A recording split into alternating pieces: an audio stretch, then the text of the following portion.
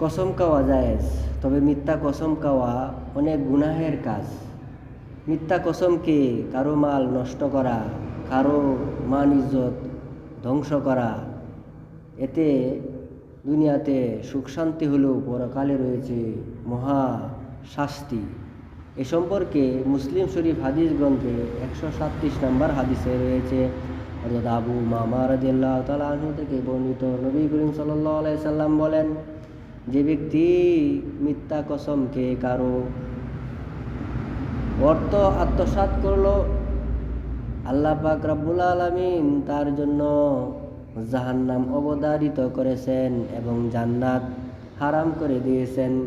এক ব্যক্তি জিজ্ঞেস করলো, ইয়া রাসূলুল্লাহ সাল্লাল্লাহু আলাইহি সাল্লাম, যদি সামান্য পরিমাণ হয়? আল্লাহ রাসূল সাল্লাল্লাহু আলাইহি সাল্লাম বলেন, যদি পিলু গাছের ডালও হয়ে থাকে। পিলু গাছের ডাল বলা হয় সৌদি আরবের এমন একটি ছোট গাছ, যে গাছের ডাল দিয়ে মানুষেরা মেসওয়াক ব্যবহার করত।